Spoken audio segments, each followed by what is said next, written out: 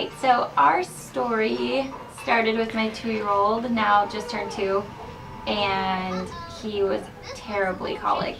Really, really, really awful. The first night in the hospital, he cried all night long, and I really just thought that that was how newborns were supposed to be.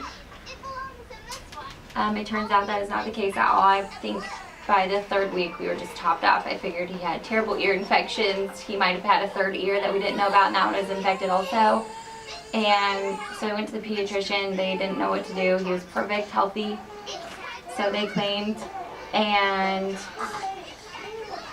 she gave us Dr. Sharon Berg's card and said, call this guy. Patients love him. See what he can do. So we came here, and the first day he just explained exactly what would happen, and step by step I thought, okay, we'll see. He knows exactly what my baby's going to do. I don't know if he'll do it, but we'll find out. And within the first 5 minutes, I think I was sobbing just because I was in shock that what he said was going to happen actually did happen. And just completely relieved that my sad, sad baby was going to be all fixed up. So I think the first day was significantly better. Within a week, a ton better. I think he was a pretty bad case. He had 14 visits, I would say. A few at home, maybe around midnight or something, because Dr. Schoenberg lets you knock on his door at whatever time of day. And then he was good to go, and he's been super, super healthy ever since. We never had problems. He's never had stomach issues, belly aches, anything. Great kid. So this little peanut was actually the complete opposite. She was perfect from the first day she was home. Never cries, never fusses.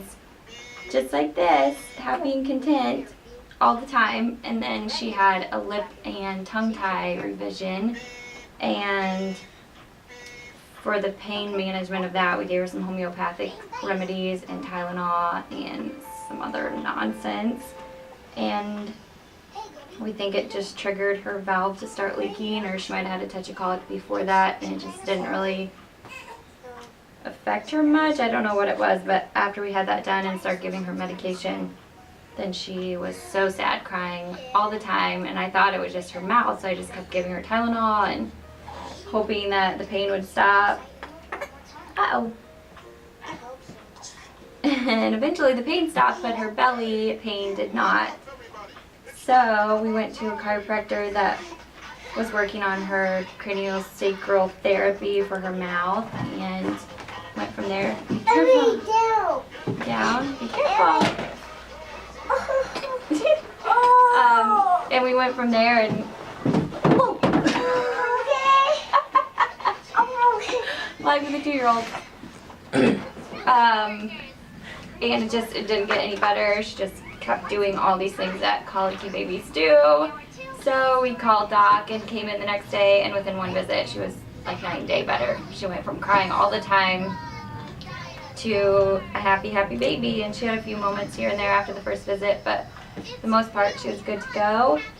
And about 8 visits later, here we are graduating from colic treatment, and we can eat whatever foods we want, and she's happy, happy.